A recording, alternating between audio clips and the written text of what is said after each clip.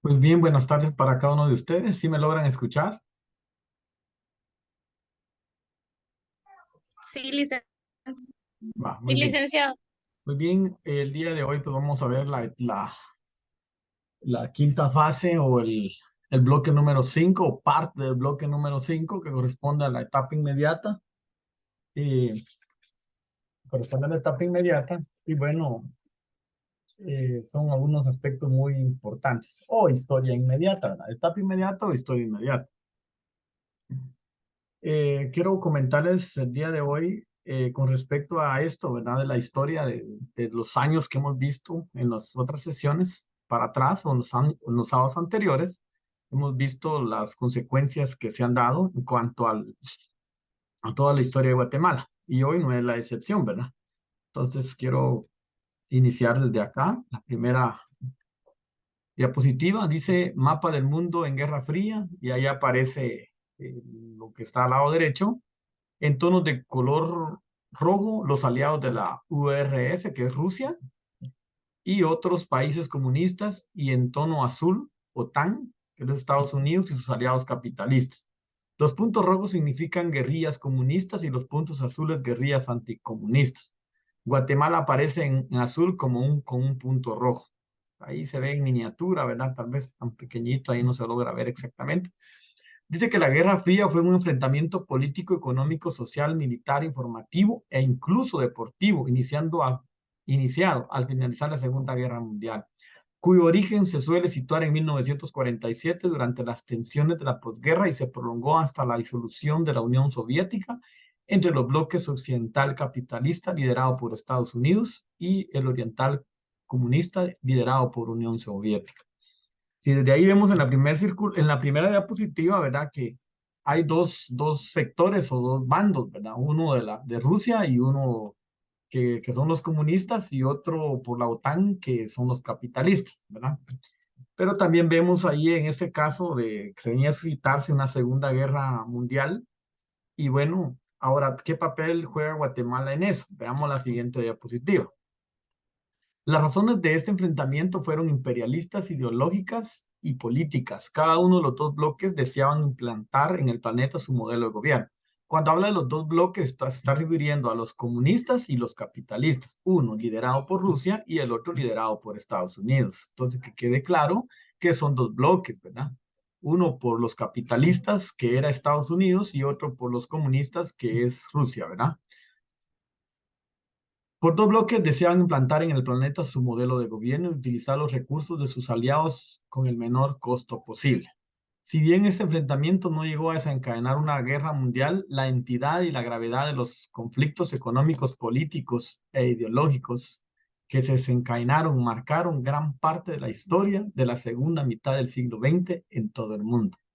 Y ahí algo muy importante, la guerra civil de Guatemala se produjo como resultado de ese conflicto. O sea, ahí inicia la guerra civil en Guatemala. Entonces, todo esto se da a través de los dos bloques, ¿verdad? Los capitalistas y los comunistas, que era Estados Unidos y Rusia.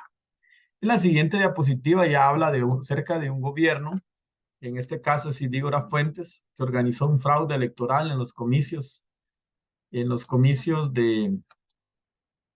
para elegir a los diputados al Congreso de la República. Se determinó el 1 de marzo de 1962 y que tomarían esos diputados sus respectivos cargos. Pero viene la participación muy importante de la universidad. Los estudiantes universitarios organizados en la Asociación de Estudiantes Universitarios AEU y los estudiantes de educación secundaria reunidos al Frente Unido del Estudiantado Guatemalteco organizado, reconocido bajo las siglas FUEO, realizaron una protesta el 1 de marzo de ese año. Y ese día los estudiantes realizaron un paro de labores en las diferentes facultades y escuelas de la universidad. Dispersos por el centro de la ciudad, colocaron banderas negras en las partes frontales de los edificios denunciando la muerte de la democracia.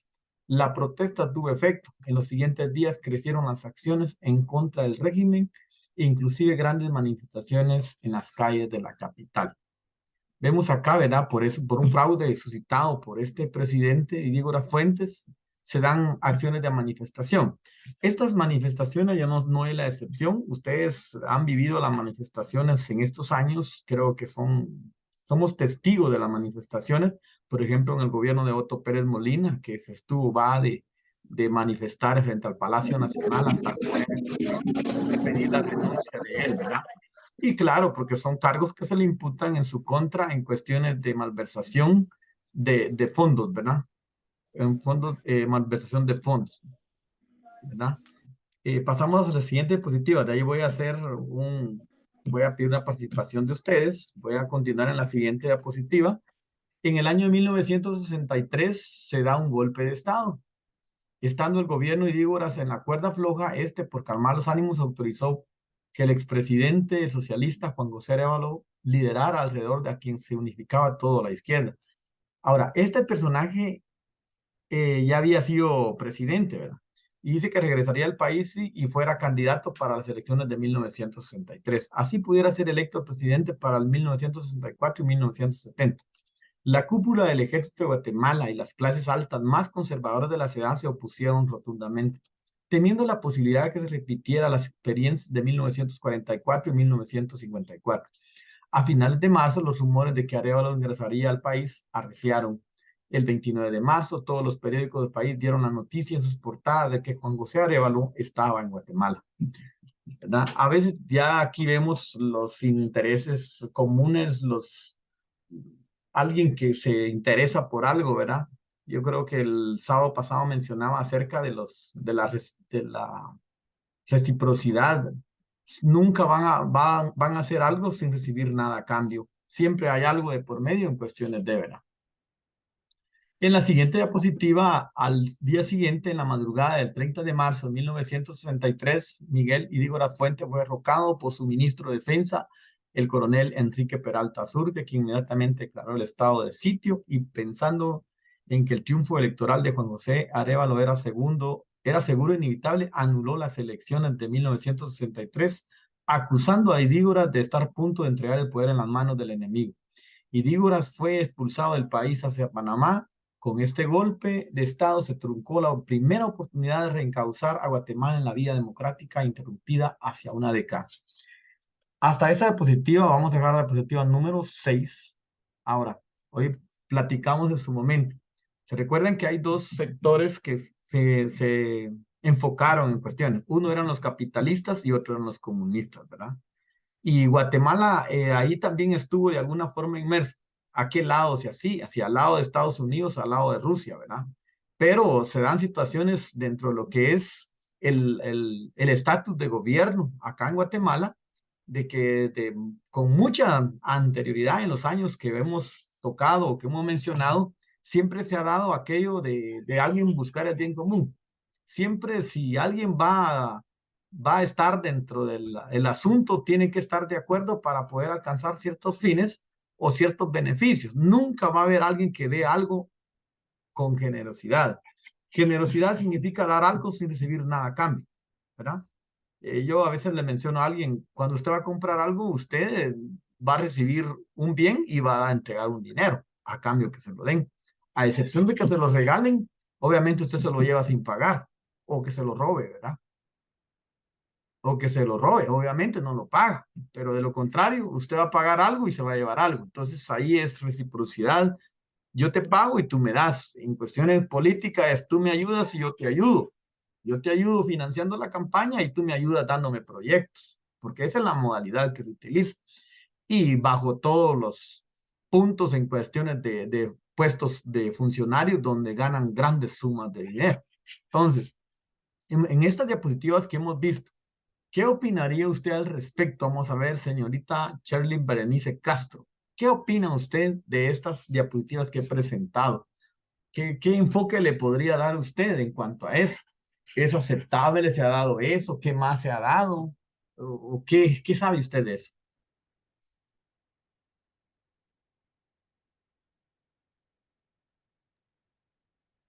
Pues lo que he visto es que hay varios puntos sobre el golpe de Estado. Ujú, Prácticamente hemos visto que en los otros temas también se ha dado mucha esa situación. ujú. También sobre los capitalistas y comunistas, algo así. No Ujú, sé si escuché muy bien. ujú, De eso sí no tenía conocimiento, ujú. Muy bien. solamente. ¿Qué dice señorita Jamie Pérez? Gracias por su participación. ¿Qué dice Jamie Pérez? Estamos hablando sobre estas elecciones, ¿verdad, licenciado? Bueno, Y yo veía bueno, todavía no hemos llegado a las elecciones. Allá vamos a tocar ese tema. Todavía no se me adelanta. sobre ¿Qué- los qué? candidatos. No, no, tampoco. Todavía no, todavía no. Es en las diapositivas que he presentado. Ah, perdón, es que fíjese que casi no escucho yo, casi no escucho, por eso es que no mucho le escuché. Pero Ujú, de lo que se habla de un golpe de Estado que se le dio al gobierno de Dígoras Fuentes y estaban ujú. solicitando que regresara el, el presidente Arévalo Bermejo porque ellos vieron que él estaba actuando de buena forma, ¿verdad? Exacto. Entonces estaban solicitando de que volviera, pero no sé si en ese tiempo estaba lo mismo que ahora tenemos, que un presidente no se puede reelegir nuevamente. Mm, sí, es cierto. Ajá, pero como Bueno, vieron de que él había sido pues un buen presidente, ellos estaban solicitando lo mismo que nosotros acá solicitamos la vez pasada con el presidente Alfonso Portillo, que vimos pues que él estaba pues a favor más de los pobres, hizo muchas cosas a favor de la gente pobre, entonces muchos queríamos, ¿verdad?, que volviera, pero como ahorita según la ley no se puede. Entonces más o menos así estaban ellos haciendo en ese ujú. tiempo, ¿verdad? Y sí, gracias. ¿Oye? Muy bien, y fíjense que a través de lo que es la guerra civil, bueno, a través de eso, en los siguientes gobiernos, después de Díaz Fuentes, empieza lo que la guerrilla. Ya lo vamos a ver en la siguiente diapositiva. Al punto que quiero llegar es que a través de esto, pues hay una historia, ¿verdad? Y la historia inicia a través de dos bloques, de dos bloques. Uno, los capitalistas y los comunistas. Uno liderado por Estados Unidos a través de la OTAN y sus aliados y otro a través de los comunistas organizados por Rusia. Cada uno quería implementar su manera de gobierno, su forma de actuar, bajo un régimen mundial en cuestiones de todo, ¿verdad?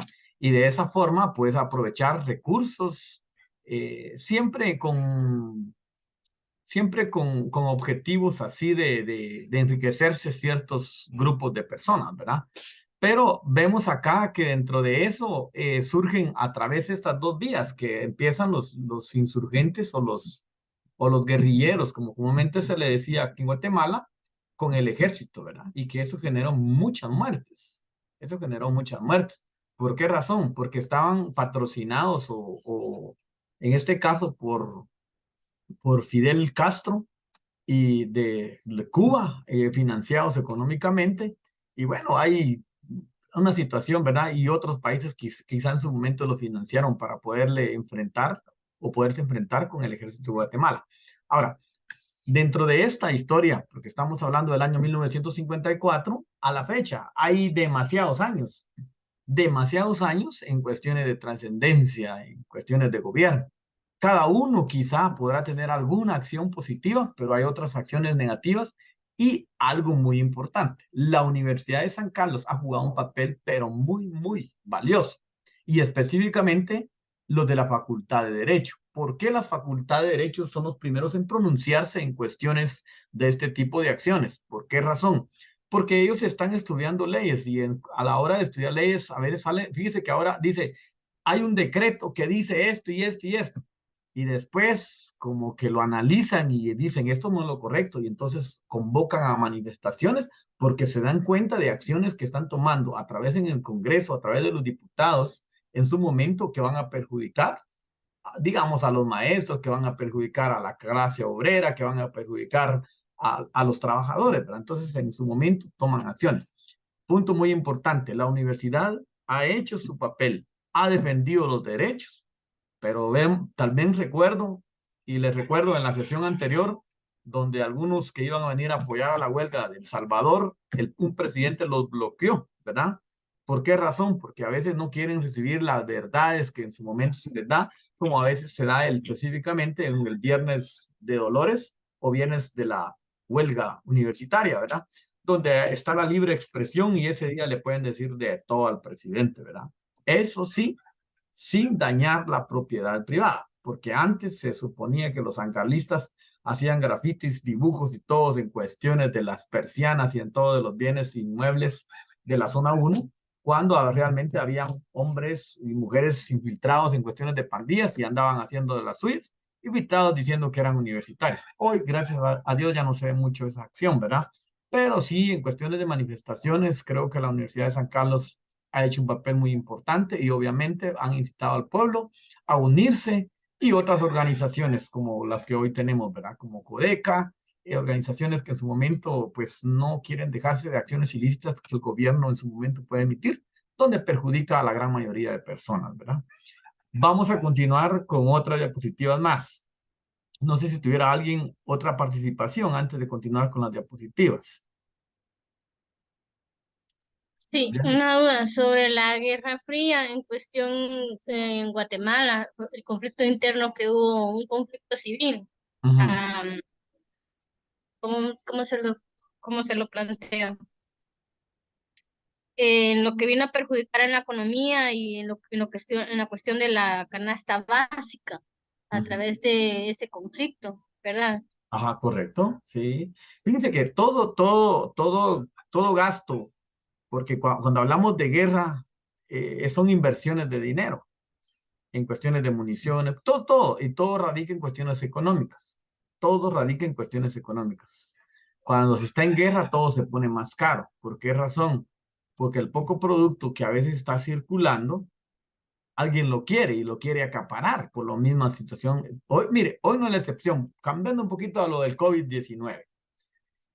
Abrían los mercados y todo el mundo quería traerse todo el papel toilet y todo el azúcar de los supermercados. ¿Y por qué razón? Porque quería ser acaparar. Y el jabón de la misma forma. Entonces dice tantas bolas de jabón por usuario, o por persona, o por comprador, no sé. Por eso se daba todo esto. Entonces, y esa misma situación de esa economía o de esa compra, quiere decir no estable o como le pudiera explicar, de alguna forma no controlada, porque ¿de qué le Que le servía a usted? aumentan a los precios, Y le aumentan a los aumentan. precios. O sea, todo eso Y no radica en ir, ajá, no ir muy lejos lo que pasó ahorita con Rusia y el otro país que quería apoderarse Ucrania. nos afectó a Ah, nosotros, y aumentó en podríamos haber nuestra dicho, canasta básica. exacto, podríamos haber dicho, ¿y qué tiene que ver Rusia con Ucrania? Hay que se den ellos duro allá y nosotros no estamos tranquilos acá. Todo eso radica en cuestiones económicas. Y, Como eh, por- país pequeño, ¿verdad? sí, porque de alguna forma, aunque tenemos los recursos, no somos un país sostenible. Dependemos de otros países. Dependemos, ¿verdad? Dependemos de muchos países. Entonces, esas son las razones que al final radican en cuestiones económicas y nos afecta de alguna forma a todos. Quiero compartir otras diapositivas en lo que vamos en la diapositiva número 6. Corresponde a la diapositiva número 7. Ahí estamos. El gobierno de Julio César Méndez Montenegro, poco tiempo después hubo elecciones democráticas y resultó elegido presidente el licenciado Julio César Méndez Montenegro. En 1966, como vicepresidente, fue elegido el reconocido periodista Clemente Marroquín Roja. Aunque en un principio parecía haberse conseguido una democracia transparente, el ejército que tuteló el gobierno lanzó una fuerte campaña contra la insurgencia que rompió en gran parte el movimiento guerrillero en el campo y comenzó el conflicto civil que habría de causar centenares de miles de víctimas. Si se da cuenta, pues ahí empieza el problema, ¿verdad? Con la situación de la guerrilla, ¿verdad? Que de alguna forma se apodera de ciertos lugares y empieza ese conflicto, ¿verdad? Durante el gobierno se estableció el celeste con, fíjese que acá hay otros textos que le dan continuidad a la diapositiva anterior, pero ellos están cortadas para poder avanzar, ¿verdad? Sí, aclaro esa parte.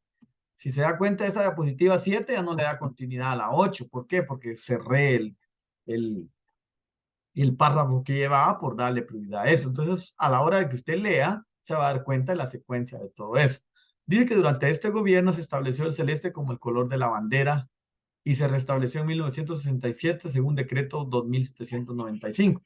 Hasta eso ha sido muy importante en cuestiones del color de la bandera ¿verdad? Porque sí está bajo un acuerdo gubernativo donde realmente qué colores son los que corresponden a nuestra bandera nacional, ¿verdad?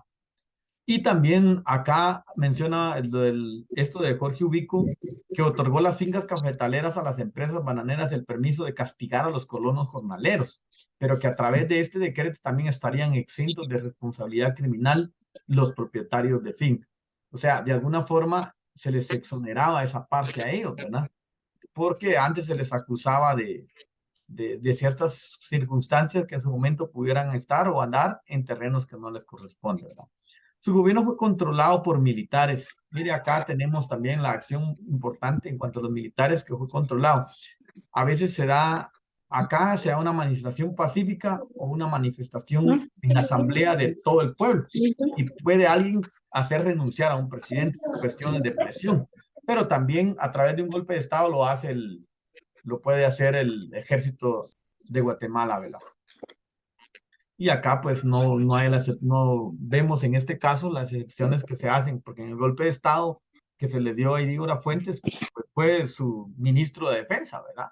Entonces vemos ahí en ese lado que aún estando en el poder, alguien le da cierto poder a alguien y este se va a levantar en cuestiones en contra de él y hasta ahí sí que le da un golpe de Estado, como se vio en la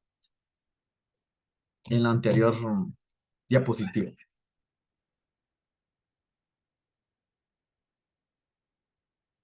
Vemos acá a ver, vemos también acá en el gobierno de Carlos Manuel Arana Osorio de 1970 a 1974, del partido de extrema derecha, Movimiento de Liberación Nacional. Dice que fue el primero de una larga serie de jefes de gobiernos militares que con la excusa de tener la acción insurgente emprendieron sendas campañas contra terroristas y en 1970 dos nuevos grupos guerrilleros patrocinados por la Unión Soviética y Fidel Castro. Se dan cuenta que los grupos de guerrilleros acá en Guatemala pues fueron patrocinados por dos países, por Cuba y por la Unión Soviética. O sea, estando tan lejos de la Unión Soviética, pero de alguna forma tenía insurgentes ubicados en todos los países del mundo a cuestiones de querer lograr prácticamente un sistema de gobierno mundial, pero que de alguna forma a través de los enfrentamientos se logró limitar. Y bueno, en el gobierno de Álvaro Arzú se logró los acuerdos de paz, donde se iba a disolver lo que eran las estructuras guerrilleras, ¿verdad? Eso creo que ya lo sabemos, pero acá vemos en este periodo de 1970 a 1974 lo que sucedió y lo que podemos ver en su momento de los dos países que financiaban o patrocinaban mucho a los insurgentes ubicados acá en Latinoamérica. En la siguiente diapositiva tenemos que el 8 de junio de 1968, la guerrilla guatemalteca asesinó al embajador de Estados Unidos en Guatemala. El embajador se llamaba John Gordon Main, que fue el primer embajador de Estados Unidos en ser asesinado mientras servía a su país en el extranjero. Como represalia, el ejército de Guatemala asesinó a varios dirigentes de las Fuerzas Armadas rebeldes. Cuando está hablando de las Fuerzas Armadas rebeldes, pues está hablando de la guerrilla, ¿verdad? Está hablando de la guerrilla. Dice, al parecer, las Fuerzas Armadas rebeldes FARC, conocidas como FARC, intentaron secuestrarlo, pero lo mataron cuando intentaba huir. Entonces, ahí vemos, ¿verdad?, las acciones. Ante el avance de la guerrilla, el ejército de Guatemala tomó medidas drásticas para aplastarlas y las operaciones contra la subvención en el oriente del país fueron efectivas. Se destruyeron sus depósitos de armas, sus líneas de comunicación y abastecimiento. Muy bien. Vemos ahí acciones muy positivas en cuestiones de que también el ejército de Guatemala ha jugado un papel importante en defender su país también, ¿verdad? Y aquí son dos factores muy importantes, o dos puntos muy importantes. La Universidad de San Carlos ha hecho su papel en cuestión de defender los derechos que corresponden al pueblo de Guatemala. Y también el ejército en cuestiones de defender a toda espada, con armas, con municiones, los derechos que le corresponden como territorio, ¿verdad? Pero que aún así, estas fuerzas rebeldes armadas o estas fuerzas armadas rebeldes, a través de la FARC, a través de la guerrilla que se ubicaba acá en Guatemala, que eran patrocinados a través de Rusia y Cuba o a través del líder Fidel Castro, ¿verdad? Vemos acá, dejo de compartir estas diapositivas y ahora podríamos mencionar. Acá hago mención de algo. Desde años, con mucha anticipación, siempre se ha dado aquello de manifestaciones por algunas causas, por algunas razones, por algo ilícito que algún gobierno esté haciendo, que se esté dando, obviamente se dan esas situaciones. Hoy no es él no es la excepción. Fíjese que acá llegué hasta el año 1970-1974 con el gobierno que les proyecté. Ya vamos a avanzar en otras 3 diapositivas más para terminar esa parte en la segunda sesión. Vamos a concluir ya la segunda sesión y en la primera sesión. Y bueno, quiero comentarles algo. Esto en cuestiones de manifestaciones se ha dado durante toda la historia. Ustedes han sido testigos de las manifestaciones que se hacen en su momento con la intención de reparar, con la intención de vedar quizá o vetar, algo así, en cuestiones de que algo que quedó estructurado y que deben de votarlo porque no corresponde, ¿verdad? Entonces, es bastante complejo esa acción, pero todos los años, desde el año de que estamos en cuestiones de gobiernos acá en Guatemala, se ha dado situaciones así. ¿Pero por qué razón? Porque siempre se busca el interés común. Nadie va a decir yo voy a trabajar y voy a donar mi sueldo. No, que siempre se va con aquello de que, bueno, si voy a hacer de la SAT, voy a ganar tantos millones. Si voy a hacer de aduana, voy a ganar tantos millones. Si voy a hacer, cada quien ya lleva su punto dónde va a ir a comer, dónde va a ir a robar, ¿verdad? Es una situación bastante latente, bastante complicada y que tiene mucho, mucho de qué hablar, porque hoy no es la excepción. Si hoy nos volvemos a los puntos en los que estamos, hoy tenemos ya en los auspicios de unas elecciones 2023, que el día de mañana, pues, ¿qué va a pasar el día de mañana? ¿Qué va a pasar? ¿Será que va a ganar alguien en particular? Las encuestas ahorita arrojan de que Sandra Torres va en primer lugar, de que este Mulet va en segundo lugar y en tercer lugar Suri Ríos. Pero ¿quién va a ganar? La situación en ese lado, pues, pudiera darse a través de que uno de los líderes. Pero ¿qué va a pasar en la segunda vuelta? Cuando se dan situaciones así de que, de que hay siempre, hay un as sobre la manga, hay una estrategia de juego. Porque, ¿qué es lo que hacen a través de estas personas? Pues disolver la situación para que alguien no gane, ¿verdad? Pero en la segunda vuelta, ¿qué va a pasar? ¿Quién se va a unir a Mulet si queda en segunda vuelta ahorita? Si se unen todos a Mulet, entonces Sandra va a quedar fuera. O sea, eso es en cuestiones preliminares. Pero ¿quién va a ganar? ¿O va a pasar en voto nulo, que no conviene? ¿Quién es el más apropiado? Como al buscar la biografía de cada uno de ellos, cada quien tiene un pasado oscuro y no da tiempo a investigar a tanto candidato. Que fueran uno o dos fuera fácil, pero con tanto candidato, ay Dios, difícilmente, ¿verdad? Porque a veces solo resalta las cuestiones de evidencia de lo bonito que a veces se ha manifestado, de lo bonito que han hecho, pero del lado oscuro a veces hacen caso omiso. Del lado oscuro hacen caso omiso, ¿verdad? Entonces es bastante complicado esa parte, es bastante complicado esa parte. Pero ¿qué va a pasar el día de mañana? ¿Qué va a pasar?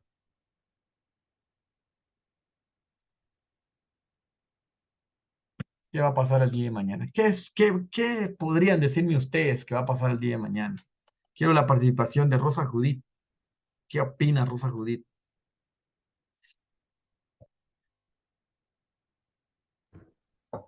Bueno, buenas tardes para todos. Bueno, ya pasa mañana, mañana las elecciones, ¿verdad? Mañana elegimos a nuestras futuras autoridades y ahí sí que lo que hay que hacer es actuar con inteligencia, ¿verdad? Porque muchos políticos lo que hacen es influenciar a las personas a que voten por ello y realmente muchas veces lo hacemos solo porque tal vez nos caiga bien o porque las palabras que nos dicen, ¿verdad? Enamoran a las personas y como me decía mi papá, las personas que no son estudiadas luego las empapan de mentiras y pues ahí donde van sus votos, ¿verdad?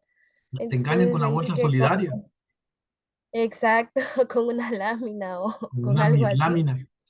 Exacto, entonces ahí sí que nosotros como estudiantes ya profesionales debemos de actuar con mucha inteligencia, ir a votar con mucha inteligencia y pues si tenemos a personas, estamos rodeados de personas que no son estudiadas, no son estudiadas, tratemos la manera de que ellos no estén empapados en mentiras de los políticos, ¿verdad? Ahí sí que solo Gracias. pedirle bendición al Señor para Ujú. que nos dé guianza para el día de mañana. Muy bien, gracias, señor Rosa Judith. Vamos a ver, Winston Ariel Virula, ¿qué puede opinar? Pues buenas tardes a todos. La verdad es que, como usted mismo dijo, las estrategias están puestas sobre la mesa. Obviamente un candidato no va a ganar con más del ¿qué? 61 es licenciado, no sé si estoy bien. Eh, 61% de la población que vota las elecciones, o algo por ahí anda un porcentaje, pero es más del 60%. Hay tantos partidos políticos que es casi imposible que un candidato llegue a ese porcentaje. Por lo Ujú, tanto, en Guatemala es inminente una segunda vuelta. Y ahí es donde se vienen los problemas, ¿verdad? Porque de repente, como usted decía, un X candidato va a la cabeza en este momento, de acuerdo a la población, pero las minorías que están ahí abajo, con otros partidos, pueden hacer una fuerza ya unidos después. ujú. Entonces, ya ahorita, entonces los candidatos tienen ya su estrategia, tienen su esquema, todo organizado para la segunda vuelta. Uno pues ve las elecciones como una fiesta, por ejemplo, mañana, pero si vamos a ahondar, los políticos no están pensando en mañana, ellos ya tienen la vista allá, en el futuro, ¿verdad? ¿Qué es lo que se va a hacer en la segunda vuelta? Como repito, tratan de ganar votos ahorita, pero a la larga ellos ya tienen pensado con quién van a jalar a la hora Sí. de una segunda vuelta. Es que ya tienen todo sobre la mesa, ya saben en su momento. Ellos tienen una estrategia como el ajedrez y aquí, si aquí nos ganan, vamos a hacer esto, las alianzas, o sea, todo lo tienen bien planificado. Eso definitivamente es así. Lo que pasa es que hasta que uno no vive un evento o algo de cerca o que esté viendo la secuencia de todo esto, uno no se logra enterar. Porque, por ejemplo, del partido ¿qué? Del Gallo, este personaje, como son muchos, yo no les sé el nombre, pero este personaje vive con una hermana de Sandra Torres. Entonces, vemos ahí cuestiones de que, miren ustedes, como así se dan las cuestiones políticas. Con los grupos de minoría lo que tratan es desestabilizar a los grupos grandes. Y después se unen para cuestiones de beneficio, pues de llamar las cuestiones de las famosas alianzas, ¿verdad? Pero yo te voy a dar mi gente, me voy a vincular con tu persona, pero a cambio yo quiero tal puesto. O sea, todos buscan el bien común, definitivamente. Todos buscan el bien común. No se descarta esa posibilidad. Nadie va a dar nada de regalado. Siempre se está con el fin de que se tiene que obtener algo. De lo contrario, no hay trato. Así estamos, lamentablemente, en Guatemala, con un pago presidencial de demasiado dinero. Es mucho dinero lo que se le paga al presidente aquí en Guatemala. Es uno de los mejores pagados en Latinoamérica. Y bueno, aparte de eso, gastos de presentación o gastos por responsabilidad, que es otro ingreso, ¿verdad? Antes yo mencionaba con alguien, vamos a traer a Evo Morales, decía, que a él le pagaban $1,000. Creo que si no estoy mal, algo el equivalente eran 8,000 quetzales de acá. Pero al presidente, ¿cuánto creen ustedes que gana el presidente de Guatemala actualmente?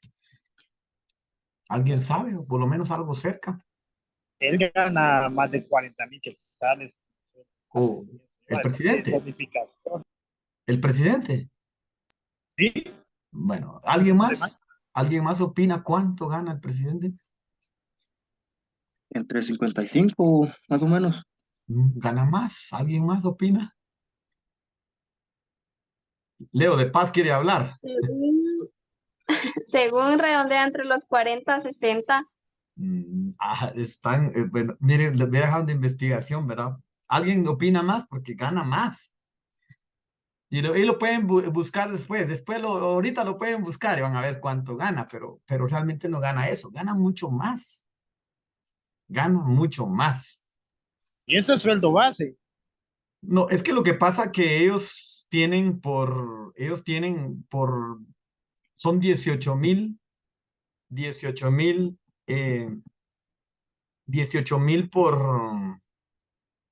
porque a ellos les pagan en dólares. O el equivalente, pues realmente es el equivalente, va.